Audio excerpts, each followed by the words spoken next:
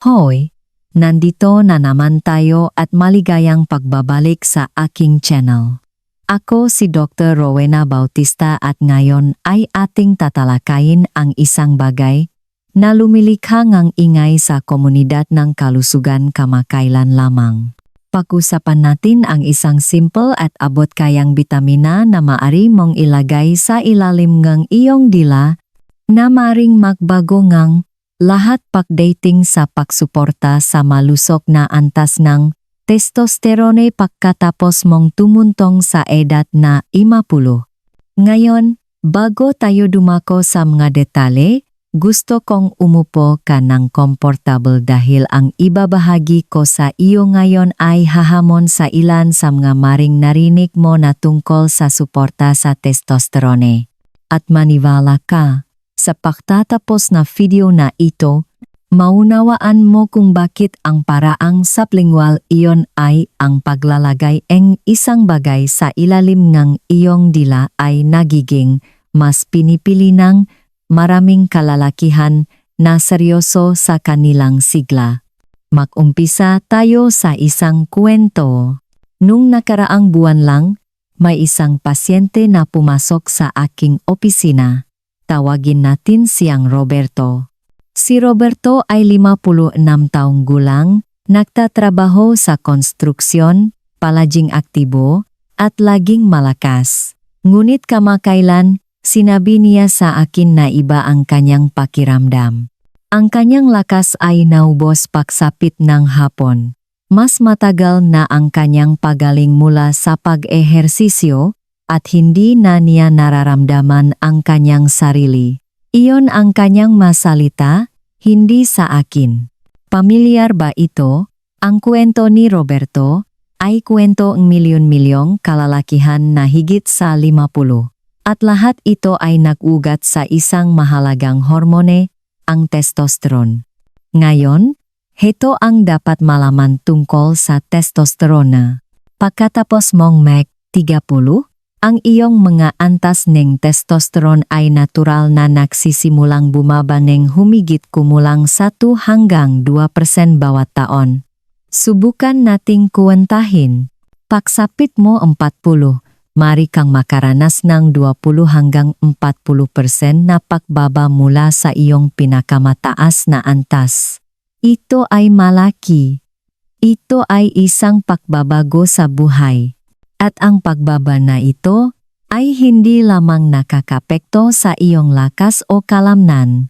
Pinag-usapan natin ang iyong mood, ang iyong pag-isip, ang iyong bone density, ang iyong kalusugan sa puso, at pati na rin ang iyong ma-intimang relasyon. Ngunit dito nagiging kawili-wili at ito ang hindi naiintindihan ng karamihan. Ang problema ay hindi palaging tungkol lamang sa kung gaano karaming testosterone ang ginagawa ng iyong katawan. Ito ay tungkol din sa kung gaano kahusay magamit ng iyong katawan ang ginagawa nito. At dito pumapasok ang ating bida. Hayaan ninyong ipakilala ko sa inyo ang bitamina D3. Ngayon, alam ko ang iniisip ninyo. Bitamina D? Iyon ang bitamina mula sa sikat ng araw, hindi ba? Ano ang kinalaman niyan sa testosterone? Hayaan ninyong sabihin ko, ang koneksyon ay higit na mas malakas kaysa sa inakalang karamihan. At ang mga pananaliksik na sumusuporta dito ay lubos na kamangha-mangha. Ang bitamina D ay hindi lamang isang bitamina.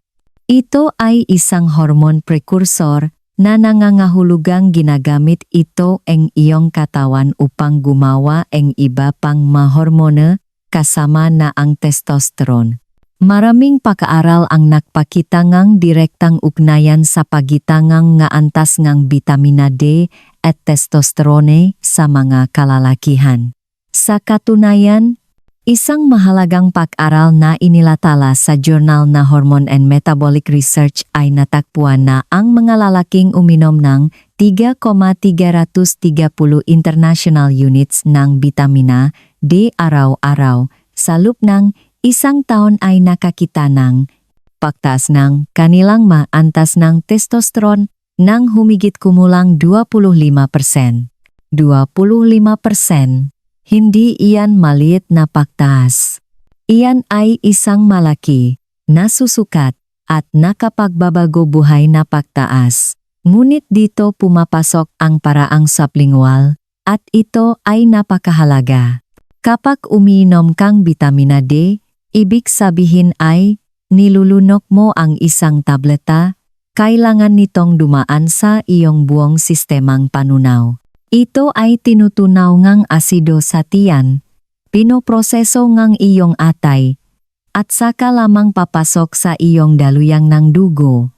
Ang prosesong ito ay maring tumagal ngang ilang oras at nawawala ang isang malaking bahagi ng bitamina sa daan.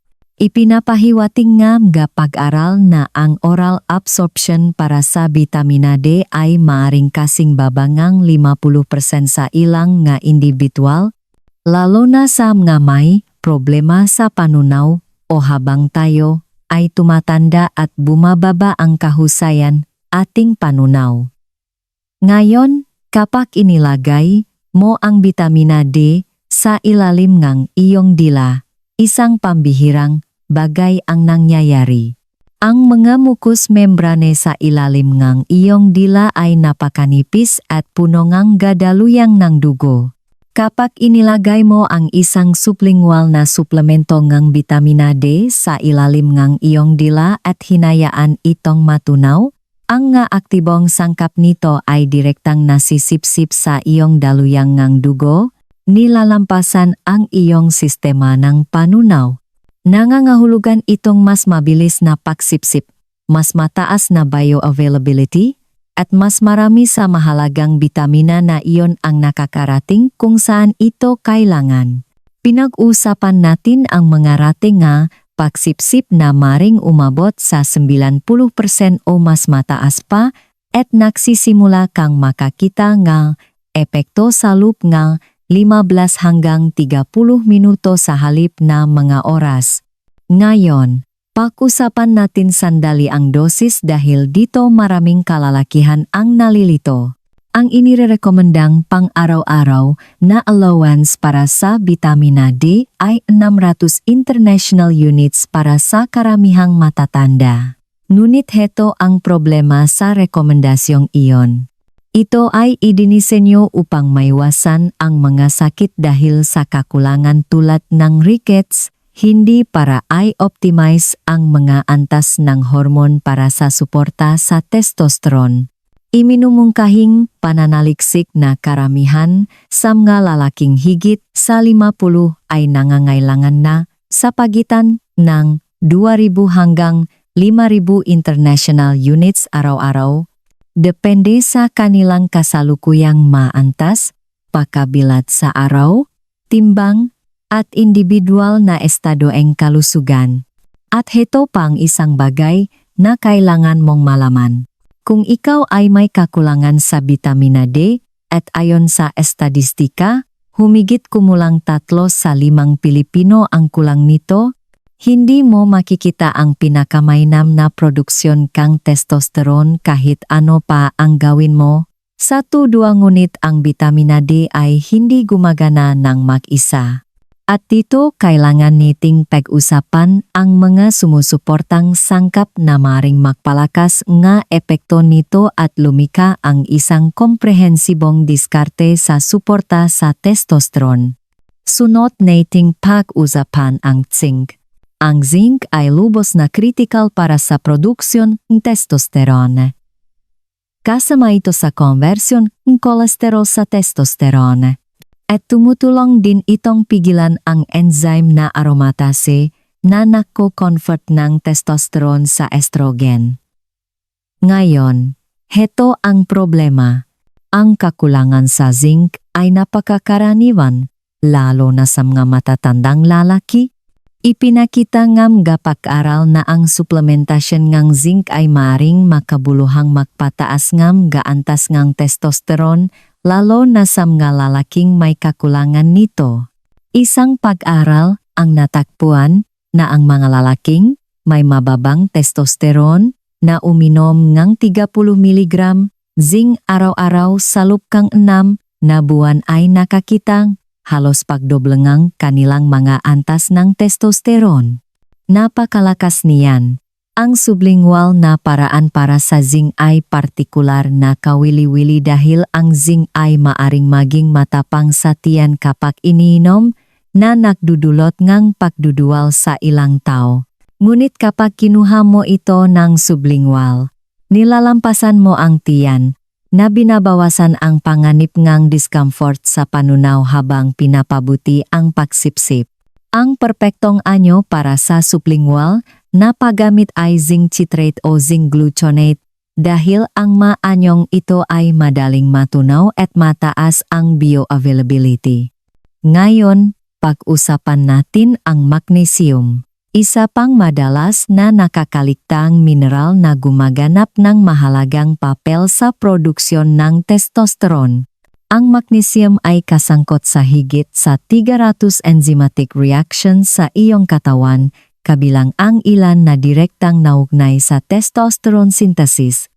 Ipinakita na pananaliksik na ang suplementasyon ng magnesium ay maring makpatas na parohong free at total testosterone levels, lalo na sa makalalaking regular na nak-ehersisyo. Isang partikular na kawili-wiling pag-aral ang natakpuan na ang mga atleta na uminom ng magnesium ay nakakita ng 24% na pagtaas sa mga antas ng free testosterone pagkatapos lamang ng 4 na linggo. Ang sublingual na anyo ng magnesium, karaniwang magnesium chloride, ay napakahusay na nasisipsip sa pamamagitan ng oral mucosa. At dahil sinusuportahan din ng magnesium ang kalidad ng tulog, at alam natin na ang produksyon ng testosterone ay pinakamataas habang natutulog, nakakakuha ka ng dobleng benepisyo dito. Ang mahinang tulog ay isa sa pinakamabilis na paraan upang pabagsakin ang iyong antas ng testosterone. Kaya, anumang bagay na nagpapabuti sa kalidad ng tulog habang direktang sumusuporta sa produksyon ng testosterone ay isang panalo sa aking pananaw. Ngayon, pag-usapan natin ang isang bagay na medyo kakaiba, boron. Ang boron ay isang trace mineral na hindi pa naririnig ng karamihan, ngunit ang pananaliksik tungkol sa boron at testosterone ay lubos na kapani-paniwala. Ipinakita ng gapag-aral na ang pag-inom lamang ng 6 gram boron araw-araw ay maaring magpataas ng antas ng free testosterone ng halos 30% sa loob lamang ng isang linggo. Paano ito gumagana? Tila binabawasan ng boron ang dami ng testosterone na kumakapit sa sex hormone binding globulin na nangahulugang mas maraming free testosterone ang umikot sa iyong daluyan ng dugo kung saan maaari nitong gawin ang trabaho nito. Tila binabawasan din ng boron ang pamamaga at sinusuportahan ang malusog na metabolismong estrogen na mahalaga dahil habang tumatanda ang mga lalaki, madalas silang nakakaranas ng pagtaas sa mga antas ng estrogen kumpara sa testosterone, isang kondisyon na minsan ay tinatawag na estrogen dominance.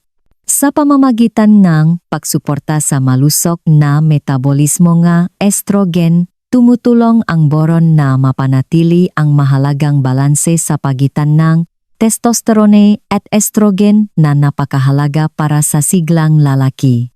Ang sublingual na paghahatid ng boron ay tinitiyak ang mabilis na pagsipsip at paggamit.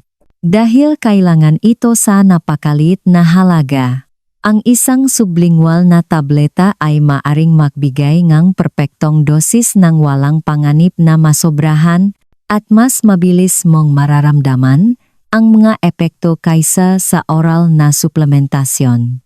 Sunod, talakayin natin ang bitamina K2, partikular ang anyong MK7. Maaring nagtataka ka kung ano ang kinalaman ng bitamina K sa testosterone at ang koneksyon ay kamangha-mangha. Ang bitamina K2 ay gumaganap ngang mahalagang papel sa pagdidirekta ngang calcium kung saan ito nararapat sa iyong mga buto at ngipin at malayo sa kung saan ito hindi nararapat sa iyong mga ugat at malambot na tissue. Ngunit natuklasan ang kamakailang pananaliksik ang isa pang papel nito. Tila pinasisiglang ng vitamina K2 ang produksyon ng testosterone sa mga Leydig cells ng testes. Ipinakita ngam pag-aral sa hayop ang makabuluhang pagtaas sa produksyon ng testosterone sa suplementasyon ng vitamina K2. At habang kailangan pa natin ngang mas maraming pag-aral sa tao, ang paunang ebidensya ay napaka-promising. Ang dahilan kung bakit partikular nating gusto ang anyong MK7 ay dahil mayroon itong mas mahabang half-life sa katawan kumpara sa ibang mga anyongang vitamina K na nangangahulugang na nanatili itong aktibo sa iyong sistema ng mas matagal at nagbibigay ng mas matagal na benepisyo kapag inihatid ng sublingual. Nilalampasan ang vitamina K2 MK7 ang first pass metabolism sa atay na nangangahulugang mas marami rito ang nananatili sa aktibong anyo at magagamit ng iyong mga selula. Ngayon, may isa pang sangkap na nararapat sa ating pansin at iyon ay ang fenugreek extract. Ang fenugreek ay isang halamang gamot na ginamit sa libu-libong taon sa tradisyonal na medisina, ngunit ngayon ay pinapatunayan ng modernong agam ang alam ng ngamgasinaw ng manggagamot. Ang fenugreek ay naglalamang ng mga compound na tinatawag na furustanolid saponins na tila nagpapasigla sa produksyon na testosterone at mahalaga, tumutulong na palayain ang nakakapit na testosterone upang mas marami nito ang magagamit sa kanyang libre at aktibong anyo. Ang maklinikal na pag-aral sa fenugreek ay kahanga-hanga. Natuklasan ngang isang pag-aral na ang mga lalaking umiinom ng fenugreek extract ay nakakita ng makabuluhang pagpapabuti sa sexual function, antas ng enerhiya, at pangkalahatang kagalingan na may katumbas na pagtaas sa antas ng free testosterone. Ipinakita ang isa pang pag-aral ang pagpapabuti sa lakas at komposisyon ng katawan sa mga lalaking umiinom ng fenugreek habang nagsasanay sa resistance training. Kapag ang fenugreek ay inihatid ng sublingual, ang mga aktibong compound nito ay mabilis at epektibong nasisipsip.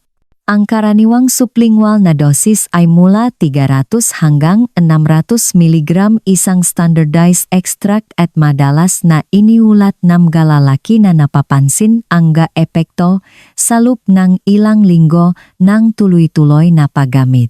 Pag-usapan din natin ang vitamina B6, partikular sa aktibong anyo nitong pyridoxal 5-phosphate. Ang B6 ay mahalaga para sa produksyon ng neurotransmitter at hormone at mayroon itong partikular na papel sa pagregulat ng antas ng prolactin. Heto kung bakit mahalaga iyon. Ang mataas na prolactin ay maring pumihil sa produksyon ng testosterone. Sa pamamagitan ng pagtulong na panatilihin ang maantas ng prolactin sa tamang antas, hindi direktang sinusuportahan ng B6 ang malusok na antas ng testosterone. Ipinakita rin ng pag-aral na ang suplementasyon ng B6 ay maaring mapabuti ang mood at mabawasan ang mga sintomas ng banayad na depresyon, na mahalaga dahil ang kalusugan ng isip at mga antas ng testosterone ay makaunay. Tinitiyak nga sublingual na pahahatid ng besas ang mabilis na pagsipsip at agarang pagkakaroon para sa mga biochemical reaction na nangangailangan nito. Dahil ang mga vitamina B ay water-soluble, partikular silang angkop para sa sublingual na paghahatid dahil madali silang natutunaw at nasisipsip sa pamamagitan ng mga mucous membrane. Isa pang makapangyarihang sangkap na sulit talakayin ay ang ashwagandha extract. Partikular, ang root extract na standardized para sa Witanolides. Ang ashwagandha ay isang adaptogenic herb na nangahulugang tinutulungan nito ang iyong katawan na umangkop sa stress. At ang talamak na stress ay isa sa pinakamalaking pumapatay ngang testosterone. Kapag ikaw ay stress, ang iyong katawan ay gumagawa ng cortisol at ang matas na antas ng cortisol ay direktang pumipigil sa produksyon ng testosterone. Ito ay isang biological trade-off. Mas inuna ng iyong katawan ang survival stress response kaysa sa mga reproductive hormone. Ang pananaliksik sa ashwagandha at testosterone ay matatag.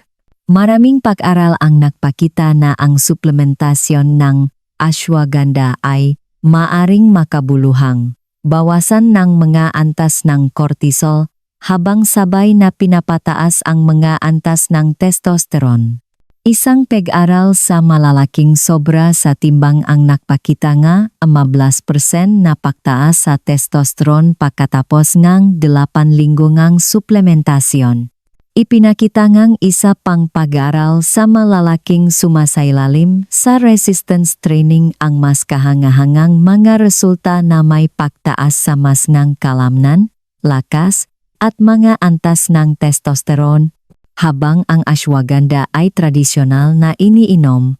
Ang mga sublingual na formulasyon ay nagiging available na at nagalok silang bentahengang mas mabilis na lunas sa stress at suporta sa hormon. Ang karaniwang sublingual na dosis ay nasa paligid ngang 300 mg isang standardized extract at ang pagiging tuloy-tuloy ay susi. Hindi ito isang beses na solusyon. Ito ay tungkol sa pang-araw-araw na suporta na nabubuo sa paglipas ng panahon. Hayaan ninyo akong banggitin din ang DIM na nangangahulugang diindolylmethane. Ito ay isang compound na matatakpuan sa mga cruciferous na gulay tulad ng broccoli, cauliflower, at Brussels sprouts. Sinusuportahan ng DIM ang malusok na metabolismo ng estrogen na tumutulong sa iyong katawan na iproseso at alisin ang labis na estrogen.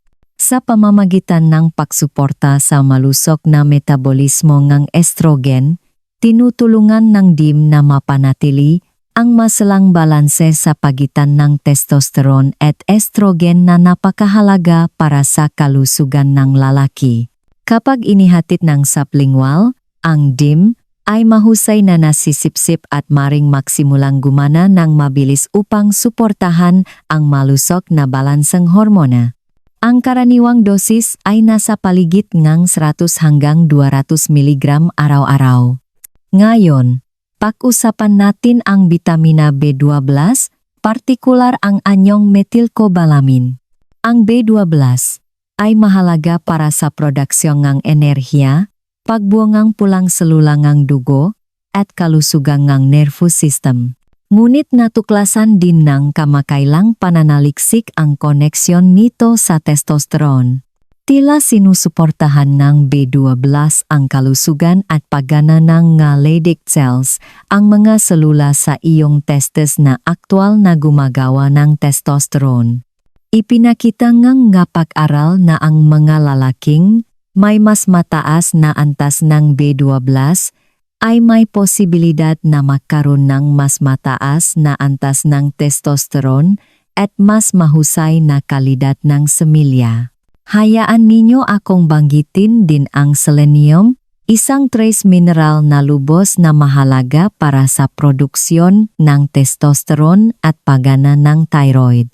Ang selenium ay kinakailangan para sa produksyon ng glutathione peroxidase, isa sa pinakamakapangyarihang antioksidan ng iyong katawan. Ang proteksyon ng antioksidan na ito ay partikular na mahalaga para sa testes na madaling maapektuhan ng oxidative stress. Ipinakita nga pag-aral na ang suplementasyon ng selenium ay maaaring mapabuti ang maantas ng testosterone, kalidad ng semilya, at pangkalahatang kalusugan ng reproduktibo sa mga lalaki. Tinitiyakang sublingual na pahatid ng selenium karaniwan sa anyongang selenometionin, ang pinakamainam na pagsipsip. Ang inirerekomendang dosis ay nasa paligid ng 200 micrograms araw-araw at mahalagang huwag lumampas dito dahil maaring maging nakakalason ang selenium sa napakataas na dosis. Ngunit sa inirerekomendang antas na inihatid ng sublingual, nagbibigay ito ngang malakas na suporta para sa produksyon ng testosterone at pangkalahatang kalusugan ng lalaki. Ngayon, gusto kong tugunan ang isang bagay na mahalaga. Lahat ng nga sangkap na nabanggit ko, gumagana sila ng synergistically. Nangangahulugan iyon na mas mahusay silang gumagana ng makakasama kaysa sa individual. Kailangan ng bitamina D3 ang magnesium upang ma-convert sa aktibong anyo nito. Ang bitamina K2 ay gumagana kasama ngang bitamina D upang matiyak ang tamang metabolismo ngang calcium. Ang zinc at magnesium ay nagtutulungan upang suportahan ang daan-daang enzymatic reactions. Ang mga bitamina B ay gumagana bilang isang kompleks upang suportahan ang produksyon ngang enerhiya at hormone synthesis. Ito ang dahilan kung bakit ang mga komprehensibong sublingual na formulasyon na nagsasama-sama ngang maraming sangkap sa pinakamainam na rasyo ay may posibilidad na magdulot ng mas mahusay na mga resulta kaysa sa mga suplemento na may isang sangkap. Ang kagandahan ng sublingual na pahahatid ay maaari mong makuha ang lahat ng makapangyarihang sangkap na ito sa isang maginhawang dosis. Inilalagay mo ang tableta o likido sa ilalim ng iyong dila, hayaan itong matunaw sa loob ng 1 minuto o 2, at tapos ka na. Walang paglunok ng malalaking tableta, walang discomfort sa panunaw, walang paghihintay ngang oras para sa pagsipsip, kundi mabilis at mahusay na pahahatid nga sustansyang kailangan ng iyong katawan upang suportahan ang malusog na produksyon ng testosterone. Ngayon, pag-usapan natin kung ano ang maari mong asahan kapag sinimulan mong gamitin ang isang komprehensibong sublingual na formula para sa suporta sa testosterone. Una, unaway na hindi ito isang parmasyutikong testosterone replacement. Pinag-usapan natin ang nutritional support para sa sariling natural na production ng testosterone ng iyong katawan. Ito ay tungkol sa pagbibigay sa iyong katawan ng mahahilaw na materyales na kailangan nito upang gawin ang idinisenyo nitong gawin. Sa mga unang ilang linggo, maraming lalaki ang nakakapansin pagpapabuti sa mga antas enerhiya at mood. Maari mong maramdaman na mas sariwa kang gumigising, may mas matagal na enerhiya sa buong araw, at mas may motibasyon at focus.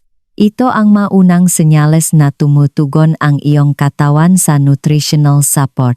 Sa susunod na 1 buwan o 2, maari kang makapansin ng mga pagpapabuti sa komposisyon katawan. Ito ay maaring mga hulugan ng mas madaling pagbawas ng taba, lalo na sa paligid ng tiyan, at mas mahusay na pagpapanatili o paglaki ng kalamnan kung regular kang nag-ehersisyo.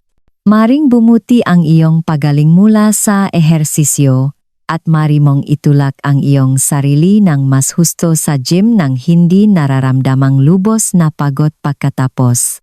Pagsapit ngang 3 buwan, maraming lalaki ang nakulat ng mga pagpapabuti sa libido at sexual function. Makatuwiran ito dahil habang bumubuti at nagiging matatag ang iyong mga antas ng testosterone, mas mahusay na masusuportahan ng iyong katawan ang lahat ng mga sistema na nag-ambag sa malusog na sexual function. Maari mo ring mapansin ang mga pagpapabuti sa kalidad ng tulog na lumilikhang isang positibong feedback loop dahil ang mas mahusay na tulog ay sumusuporta sa mas mahusay na produksyon ng testosterone. Sa 6 na buwan at higit pa, ang mga benepisyo ay may posibilidad na maging mas malinaw. Madalas na iniulat ng mga lalaki na mas nararamdaman nila ang kanilang mas batang sarili na may matagal na enerhiya, mas mahusay na katatagan ng mood, napanatili ang mas ng kalamnan, at pangkalahatang pinabuting kalidad ng buhay. At tandaan, hindi lang natin pinag-usapan ang pakiramdam na mas mabuti. Pinag-usapan natin ang mga nasusukat na pagpapabuti sa mga marka ng kalusugan tulad ng komposisyon ng katawan, bone density, mga marka ng kalusugan ng puso, at mga antas ng testosterone. Ngayon, kailangan kong linawin ang isang bagay. Ang ma-individual na resulta ay nag-iba. Ang ilang malalaki ay magiging mabilis na tumugon at mapapansin ang mga pagbabago sa loob ilang linggo. Ang iba ay maring tumagal ng mas matagal, lalo na kung nagsisimula sila mula sa isang estado ng tinding kakulangan o kung mayroon silang mga pinagbabatayan na issue sa kalusugan na kailangang tugunan. Ang masalik tulad ng dieta, ehersisyo, kalidad ng tulog, mga antas ng stress, at pangkalahatang estado ng kalusugan, ay lahat ay gumaganap ng papel sa kung gaano kabilis at gaano kalaki ang iyong makukuhang benepisyo mula sa suplementasyon para sa suporta sa testosterone. Mahalaga ring ipasuri ang iyong mga antas bago ka magsimula ng anumang programa ng suplementasyon. Lubos kong hinihikayat kang makipagtulungan sa iyong healthcare provider upang makakuha ng baseline lab work. Gusto mong malaman ang iyong panimulang antas ng testosterone, ang iyong nga antas ng vitamina D, at posibleng iba pang nga kaunay na marka tulad ng estrogen, cortisol at paggana ng thyroid. Pagkatapos ang 3 hanggang 6 na buwan ang suplementasyon, magpasuri muli. Nagbibigay ito sa iyo nga objektibong datos tungkol sa kung ano ang gumagana at nagbibigay daan sa iyong ayusin ang iyong diskarte kung kinakailangan. Ang kaligtasan ay isa pang mahalagang konsiderasyon. Ang masangkap na tinalakay ko ngayon ay karaniwang napakaligtas kapag ginamit sa naangkop na dosis. Gayunpaman, ang mas marami ay hindi palaging mas mabuti. Samga fat-soluble na bitamina tulad ng D at K, posible na uminom ng sobra. Bagaman kailangan mong uminom ng talagang labis na dosis sa loob ng mahabang panahon. Samga mineral tulad ng zinc at selenium, may mga itaas na limitasyon kung saan maari kang makaproblema. Ito ang dahilan kung bakit lagi kong inirerekomenda na sundin ang mga tagubilin sa dosis sa mga dekalidad na sublingual na formulasyon dahil ang mga ito ay idinisenyo ang mga formulator na naunawaan ang pinakamainam na rasyo at ligtas na mga saklaw ngang dosis. Maging maingat din sa mga potensyal na interaksyon sa mga gamot. Kung umiinom ka ng mga pampalap ng dugo, halimbawa, kailangan mong mag-ingat sa bitamina K. Kung ikaw ay nasa gamot sa thyroid, ang suplementasyon ng selenium ay maaring mangailangan ng pagsubaybay at pag-ayos ng dosis ng iyong gamot. Kung uminom ka ang anumang nga diresetang gamot o may anumang kondisyon sa kalusugan, mangyaring talakayin ang suplementasyon sa iyong healthcare provider bago magsimula. Ang kalidad ay napakahalaga pagdating sa mga suplemento. Hindi lahat na vitamina D ay pare-pareho. Hindi lahat na zinc ay pareho. Gusto mong mahanap ng mga produkto na gumagamit ng dekalidad at bioavailable na mga anyo ng bawat sangkap. Gusto mo ng third-party testing upang matiyak ang kadalisayan at potensi. Gusto mo nga tagagawa na sumusunod sa mahusay na mga kasanayan sa pagmamanupaktura at transparent tungkol sa kanilang sourcing at mga paraan ng produksyon. Ang nga dekalidad na suplemento ay mas mahal kaysa sa mga murang opsyon sa discount store, ngunit ikaw ay namumuhunan sa iyong kalusugan. Hindi ito ang lugar upang magtipid. Ang mismong sublingual na paraan ng pahahatid ay nangangailangan ng kaunting teknik upang makuha ang pinakamaraming benepisyo. Kapag inilagay mo ang tableta o likido sa ilalim ng iyong dila, pigilan ang pagnanais na lunukin kagat. Hayaan itong manatili doon at matunaw. Subukang huwag masyadong igalaw ang iyong dila. Bigyan itong hindi bababa sa 60 hanggang 90 segundo para sa buong pagsipsip. Ang ilang mataw ay nakakatulong na gawin ito unang-una sa umaga bago kumain o uminom ng anuman dahil tinitiyak nito ang pinakamainam na pagsipsip ng walang interference mula sa pagkain o inumin. Ang pagiging tuloy-tuloy ay ganap na susi. Ang suporta sa testosterone ay hindi tungkol sa pag-inom ngang isang bagay isang beses at umaasang ngang nga himala. Ito ay tungkol sa pang-araw-araw at tuloy-tuloy na suporta sa loob nga linggo at buwan. Kailangan ng iyong katawan ang isang matatak na supply ng mga sustansyang ito upang mapanatili ang pinakamainam na produksyon ng hormon. Isipin ito tulad ng pagbuo ng kalamnan o pagbabawas ng taba. Hindi ka pumupunta sa gym isang beses at umaasang magbabago ka. Nagpapakita ka ng tuloy-tuloy araw-araw at ang mga resulta ay nagpapatong-patong sa paglipas ng panahon. Ang parehong prinsipyo ay nalalapat dito. Hayaan ninyong tapusin ko ito sa pagsasabing habang ang mga sublingual na suplemento para sa suporta sa testosterone ay makapangyarihang mga kasangkapan, sila ay pinakamabisa bilang bahagi ng isang komprehensibong diskarte sa kalusugan ng lalaki. Ang masuplementong ito ay pinakamahusay na gumagana kapag isinama sa isang masustansyang dieta, regular na ehersisyo na kasama ang parehong strength training at cardiovascular work, sapat na tulog, pamamahalan na stress, at meluso na relasyon. Nagbibigay ang mga suplemento ng hilaw na materyales, ngunit ang iyong pamumuhay ang tumutukoy kung gaano kaepektibo magagamit ng iyong katawan ang mga materyales na iyon. Ang magandang balita ay hindi mo kailangang tanggapin ang pagbabang testosterone at lahat ng mga sintomas na kasama nito bilang isang hindi maiwasang bahagi ng pagtanda. Mayroon kang mga pagpipilian. Ang sublingual na suporta sa testosterona ay nakaalok ang isang makinhawa, epektibo, at abot kayang paraan upang bigyan ang iyong katawan ng nutritional support na kailangan nito upang mapanatili ang malusog na mga antas ng hormon ng natural.